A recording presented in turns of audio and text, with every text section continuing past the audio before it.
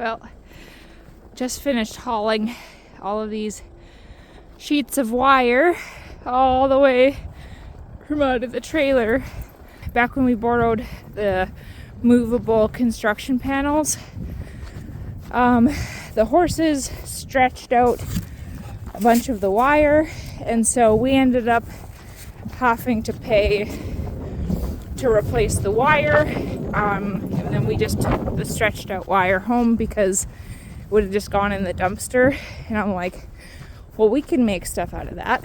And so we brought it home, and so I had to unload that out of the trailer because we finally bought real livestock panels that they can't stretch out and make a mess of. But I gotta feed critters.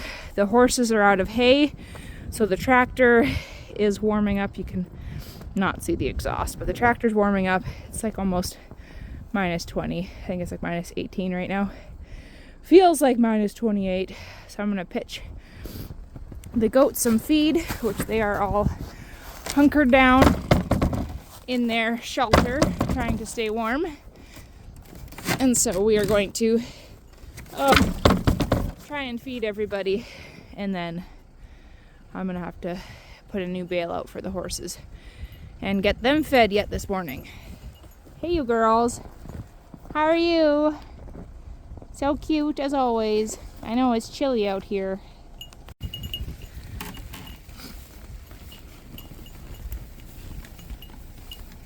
I think one of the worst parts of winter is the fact that you can't feel your limbs half the time. Sure, with proper gear, proper gloves, proper boots, it's not that bad. But when that wind whips into your face, tell me it's not hard to breathe. It like actually makes your breath catch in your throat and catch in your chest because you can't breathe. It's like suffocating on wind blowing in your face. My husband is kind of a comedian, I guess, because he's like, oh, switching the bucket to the forks on the tractor, it's not that hard.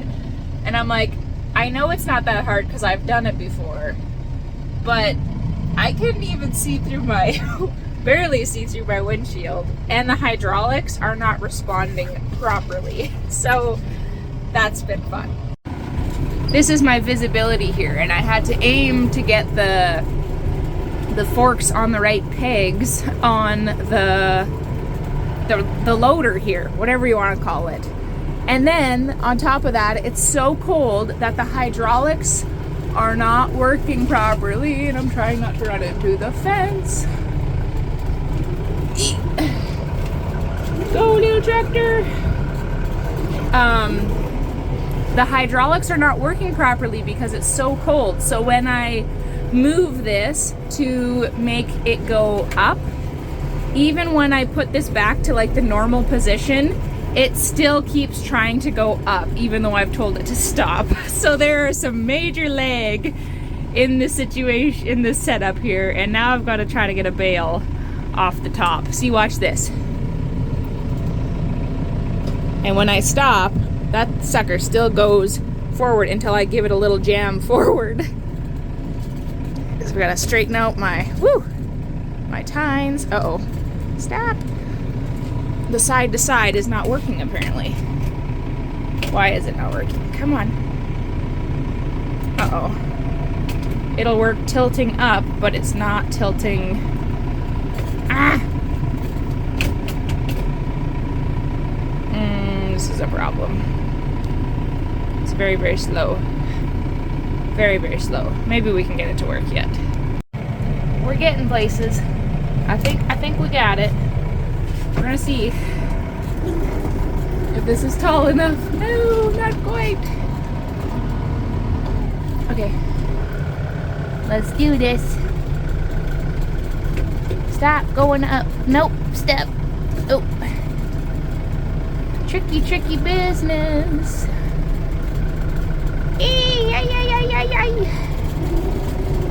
Uh-oh, we're losing the whole stack, y'all. Uh-oh. Why is this not working? Let's just try to pull it out of here. See if we can do it. Oh. It's not very happy with me, but we did it. Okay, stop. Now we gotta focus. Let's try not to wreck anything. La la la. I'm definitely not stress singing obnoxiously. Here, girls, look, I got you your food. It is freaking cold out here. All right, let's see if we can get this thing lined up a little better. Oh my, creakier than a 90-year-old woman. All right, come on now. Work with me, Bessie. Here we go. Whee! It's the most stressful feeding I've ever had to do. Yay! Successy. It's still going up. No, stop. Respond to me. Yes, the tractor's getting grouchy. Look, it's just still going down. Still going down. Da, da, da, da, da. All right. Well, we're gonna park this guy close to the house to be able to plug it in.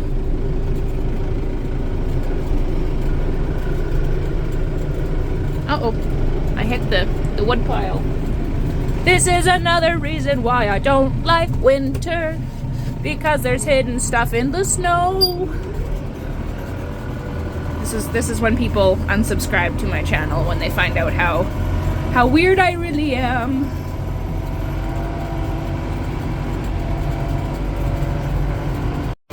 I think we all do weird things when we're stressed. And sometimes when I'm stressed, I talk to myself very obnoxiously, and occasionally I record while I'm being obnoxious and stressed out. You're welcome. You might be curious as to why I live here if I'm like, I hate winter. Hear me out. It's not like I totally hate winter. I just mostly hate winter because I love I love being outside, and I like being comfortable when outside. I actually don't really like extreme heats either direction. I do not like extremely hot weather, and I don't like extremely cold weather. Anything like above minus 15 degrees Celsius, I can cope. But when I'm like, I can't feel my face, I can't feel my fingers, and no amount of warm clothes is gonna keep you warm, that's when I get grouchy. Everything takes 5 times as long because you're dressed like a snowman. And like, we're really only a couple weeks into the like not super fun weather.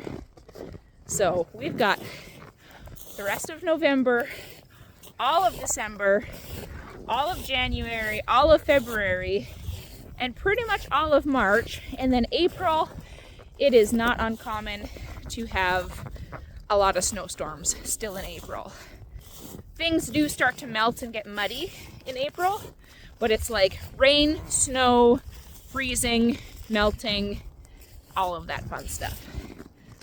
Yay, at least we got a hay bale out here.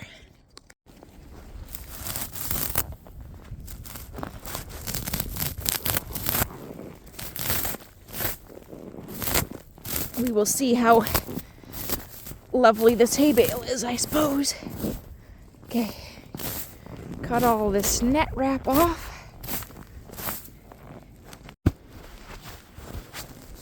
Whew. You're already recording. It's the gloves on, gloves off dance today. All right, watch out, Nora. I don't know what you're eating, but I don't think that it's dog food. Whee! Come on, open sesame.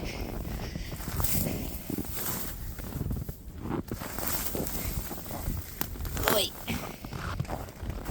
Why are we stuck underneath? Come on, come on. There. Success. Oh, now I'm stuck. Off.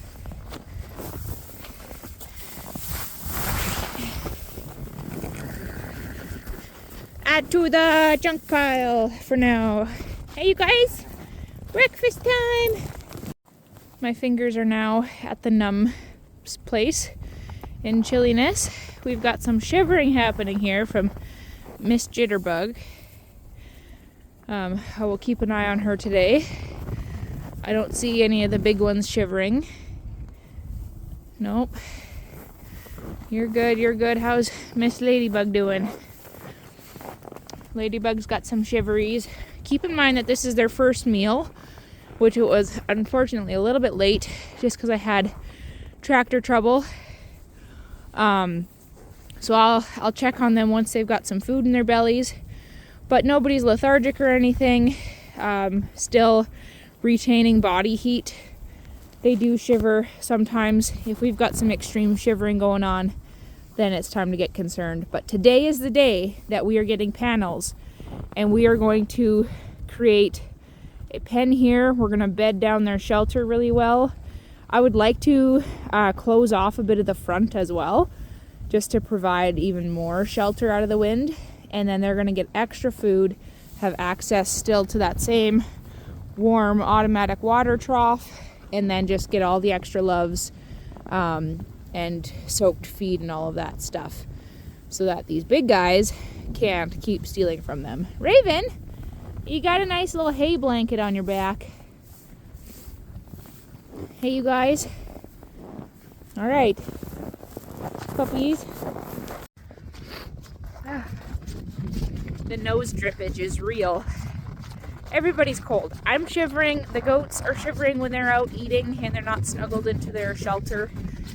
It's tricky business. I'm not gonna lie. I will look into some full blankets. I'm not one who loves to blanket my horses if they don't need it, because you can actually do damage to their natural hair. And once you damage that hair, then they're kind of screwed to be able to naturally keep themselves warm. And so it's a delicate balance where you blanket them below a certain temperature threshold, like say below -15 or below -20. Where it's really tricky right now is with the wind, it feels that much colder. And so on a day like today, I probably would consider blanketing them, but I do not own any full blankets. And the tricky part with that is they're very expensive, and all it takes is one growth spurt and then they don't fit it anymore. And we're not talking about like a $20 shirt here. We're talking about a very, very pricey horse blanket. This is where it's at right here. Warm up by the fireplace. Hey. I feel like I need to quickly follow up on this. So I posted on my local horse page of people who are breeders, they've raised foals, they're trainers, like there's a whole wealth of information there. I had 15 people, horse owners, come back and say, don't blanket the foals, offer them thick straw bedding, free choice hay, free choice water, free choice salt and minerals. Do not blanket them because you will wreck their growing coat. And I only had one person say, yes, blanket them, and only one person say, blanket them only if there's a really, really cold snap. And then I had one person come at me for my barbed wire fence, and nothing to do with the blankets. And I'm like, really? No thanks. I responded to the lady that told me that the barbed wire fence was mean and that it was just an accident waiting to happen. And I told her, I said, I've actually had, just a minute, I told her that I've actually had more injuries with fences that are not barbed wire than the injuries that I've had with barbed wire.